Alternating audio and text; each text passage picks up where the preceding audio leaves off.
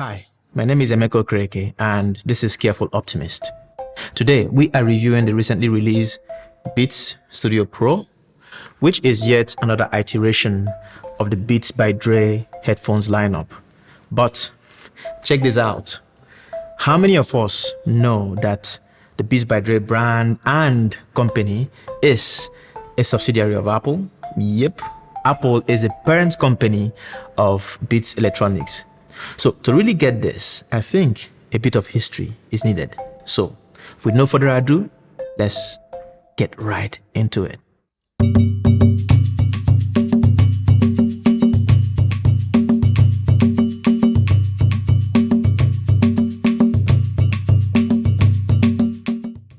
In 2016, legendary producer and rapper Dr. Dre and music executive Jimmy Iovine came together and founded the headphone company Beats Electronics. At the time, they were looking to solve two major issues in the music business. One is the impact of piracy on music sales, and two was the need to offer a better alternative to the then Apple's substandard earbuds for audio listening. On July 2008, the company debuted its first Beats by Dre studio headphones. In 2014, Apple acquired Beats Electronics for $3 billion, making them their most valuable subsidiary.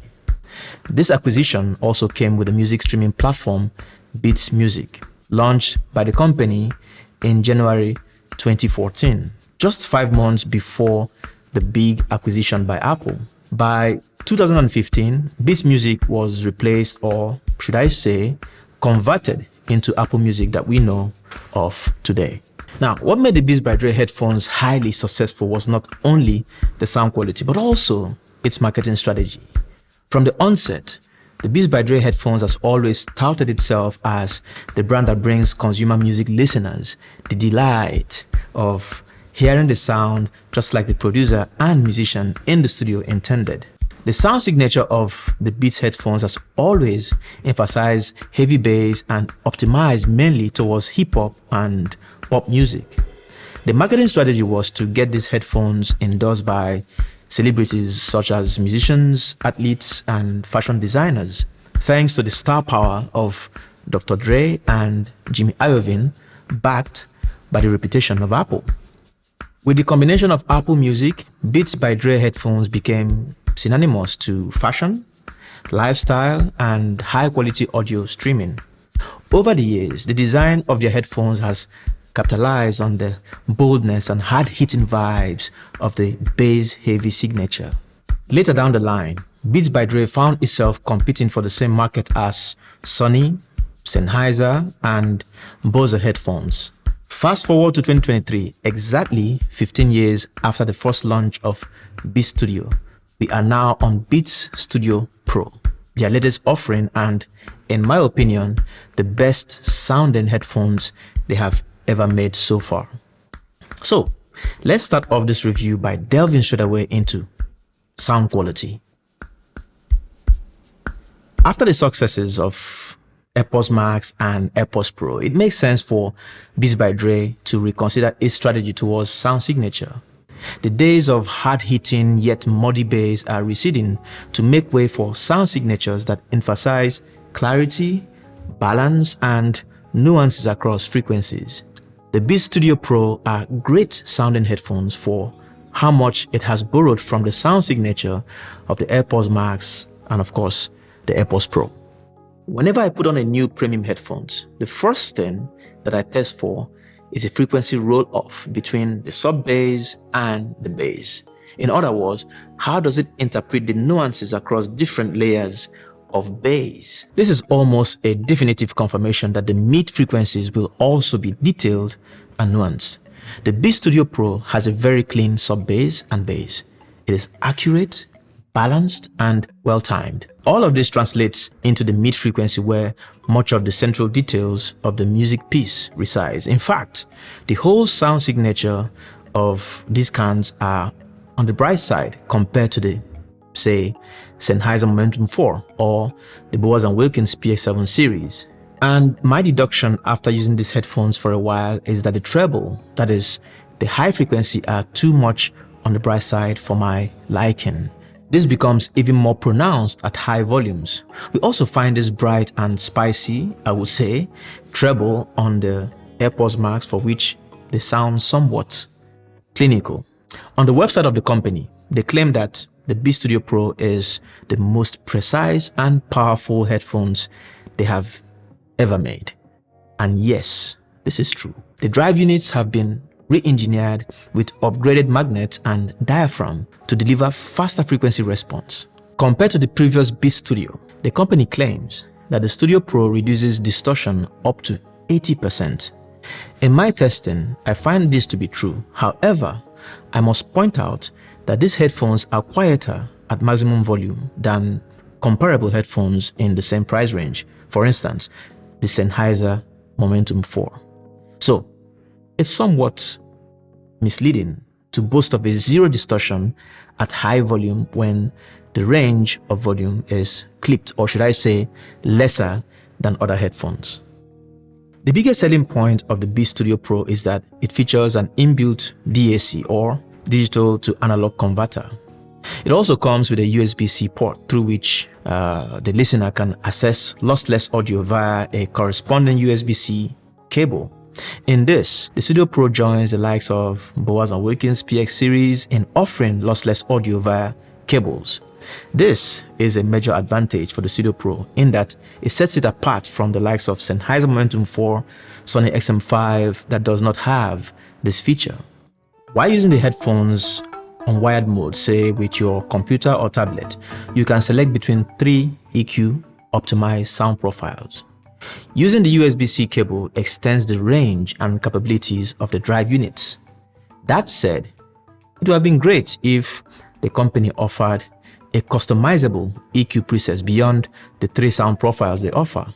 In any case, you will get a better bang for your money if you use these headphones on wired mode. The difference between the wired mode and the wireless Bluetooth streaming is quite significant. This is evident when you listen to a song with polyrhythmic instruments, for instance. Listening to Yusundo's Habib Faye on Tidal. The percussions, drums, guitars, and synths come alive and vibrate through the ears in a very present way. The same goes for Beyoncé's Hold Up. With this song, you really feel the power of these headphones, but also the pristine balance from the sub bass all the way to the mid frequencies where Beyoncé's voice is center stage. The sound is so present and tactile. It almost feels like you are eating with your ears. But this is when you are listening with the headphones in wired mode. Bluetooth streaming is impressive, but obviously the heft and punchiness is deflated due to the lossy format, especially if you are listening via an iPhone, because iPhone basically flattens everything. Now, this got me thinking, are we not supposed to be moving away from wired headphones? It seems to me that the discrepancy between portability and audio fidelity is keeping us tethered to wires, no matter how much technological advancement we make towards wireless audio streaming. Anyway, let's see how this goes in the next 2, 3, or 4 years. Now, how does design impact sound? For starters, the ear cups of these headphones are small and shallow compared to other headphones in the same price range. What this means is that the soundstage isn't, I would say, wide enough. However, Apple has made up for this through their spatial audio technology. By default, the Studio Pro comes with personalized spatial audio, which helps to give an illusion of a wider soundstage. And because this is an Apple technology, it works. But let's not forget that other headphones such as the Momentum 4, Bowers & Wilkins PX7 S2, etc. with deeper ear cups also simulate spatial audio, which feels even more expansive with regards to the soundstage. Android users also have access to spatial audio this time, but without the additional incentive of head tracking reserved only for iOS users.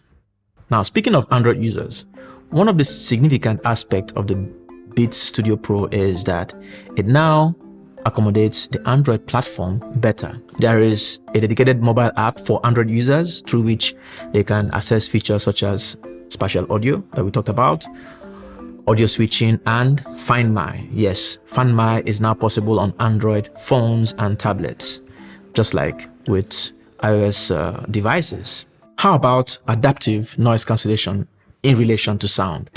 Now, the noise cancellation of most wireless headphones has gotten so good over the last couple of years, so much that it's become, I would say, unnecessary to dwell so much on its quality. What we know today as basic noise cancellation is good enough for most use case.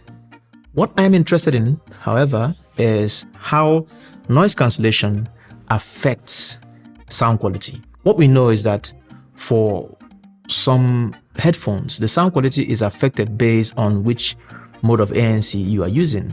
This is true for the likes of Bowers & Wilkins, for instance. For the Beats Studio Pro, again, it toes the line of the AirPods Max with almost no deterioration of sound as you switch from noise cancellation to transparency mode. That said, the sound quality seems to regain a bit of weight and body when you switch to the off mode, that is, when not using any ANC feature. And because of the tight fit of these headphones, you will find that its passive noise cancellation is already good enough for your daily needs. You also save on battery, but more on that later. That said, the noise cancellation is adaptive, with the company claiming that it performs up to 48,000 adjustments per second to tailor the sound, or would I say the noise cancellation, to your surroundings. The transparency mode is smooth and seamless, but not as good as those of the AirPods Max and AirPods Pro. But the consolation here is that it is definitely more natural sounding than, say, Sennheiser Momentum 4, Sony XM5, or Bowers & Wilkins. The Beats Studio Pro comes in 4 different colors. I went for the espresso rather than my habitual black, just for a change. What has endeared me towards the Studio Pro is what many other reviewers complain about, that is, its bland and stripped down design. I stayed away from owning any Beats headphones mainly because of how loud the design is. I didn't like the fact that the brand was using consumers as literally walking billboards for how conspicuous their branding is. But this time, I appreciate how they have taken a page from Sony and Sennheiser's playbook when it comes to being aesthetically discreet. That said, these headphones are far from feeling premium. They are plasticky and has a lot of creaking parts. The headband hinges, control buttons, they all remind you with loud contact sound that it's all plastic.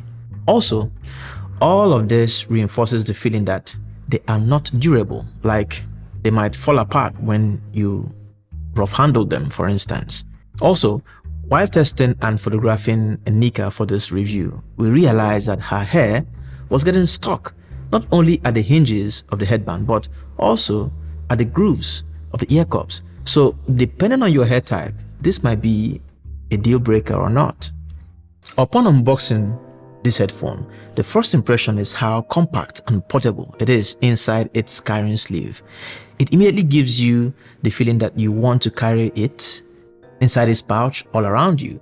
I also like the way it folds, even though it does not swivel at the ear cups, which for me I think is a kind of a downside. At 260 grams, it is also lightweight, yet my biggest qualms and an outright deal breaker for me is how small the ear cups are. For a large head like mine, you will find that not only are the ear cups too small and shallow for the ears, the grip on the head is tight and uncomfortable over a long period of time. I managed to wear the headphone for 2 hours in a row, but that's the last time I would try it on for that long. My ears are still mad at me for using them as elaborate. The shallow ear cups also do not give the drive units enough space to maximize the soundstage, and that's unfortunate because with this improved 40mm drive unit and the spatial audio technology, the Beats Studio Pro could have benefited greatly from a slightly larger and deeper ear cups like those of the Sennheiser Momentum 4 and Bowers & Wilkins PX series. When it comes to connectivity, the Beats Studio Pro features Bluetooth 5.3 for wireless connection. It does not come with Apple's H1 chips that would have allowed seamless automatic switching across all Apple devices. I suspect that using this chip would have further alienated the Android users, and it's so obvious that Studio Pro is Apple's strategy of testing waters with Android users. So for Android users, it is actually possible to switch automatically, say from your mobile phone to your Chromebook. However, for iOS users, you are limited to one-touch pairing. In fact, not only does it not have the automatic switching that we are all used to with our AirPods, for instance, you cannot stay connected to more than one device at once. Although your iOS and your iMac device will register your headphones, you will have to manually switch between devices when needed.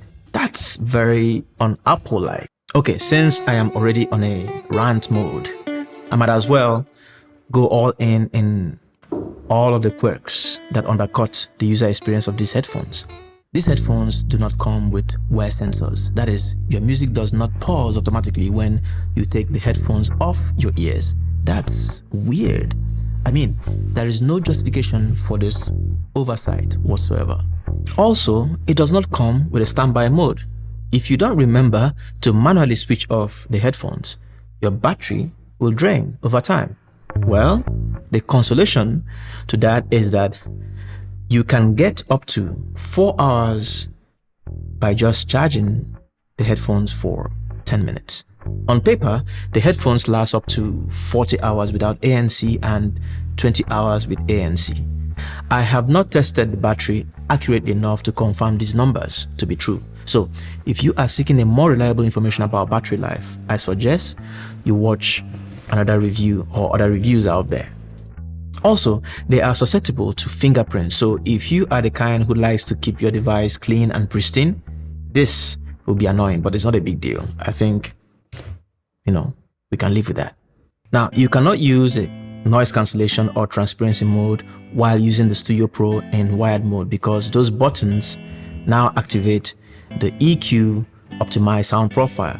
In the same vein, you don't get head tracking on wired mode as well, and I was not able to ascertain if spatial audio even works on wired mode as well.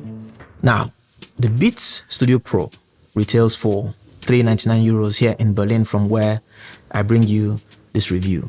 Now, is it worth the asking price? Well, when it comes to sound quality, these headphones are really great. In fact, it unseats the Bowers & Wilkins PX7 S2 for me, and it gives the Sennheiser Momentum a good run for its money. Sound quality is another good reason to choose the Beats Pro over the Sony XM5. But beyond the sound, there are all these minor irritations here and there that could easily add up to be a deal breaker with regards to everyday usage. I know that I won't be keeping these headphones simply because it feels too small for my head and ears. But I also don't think I'll be able to cope with all the other little inconveniences, especially knowing that there are other headphones out there, a few of them even cheaper, that don't have these issues. I'll be doing a comparison between the Beats Studio Pro and the Sennheiser Momentum 4 on this channel, so watch out for that video. And I think it's going to be an interesting video because these two headphones can really go head to head with each other in terms of sound quality, but also what they offer with regards to their asking price. So there you have it, my thoughts on the new Beats Studio Pro. If you have found this video useful, informative, or the least bit entertaining, share your thoughts in the comment section or simply give it a like. And if you want to see more videos like this, or if you are joining us for the first time, subscribe to our channel and press that notification bell so that when we post another video, you will get a prompt from us.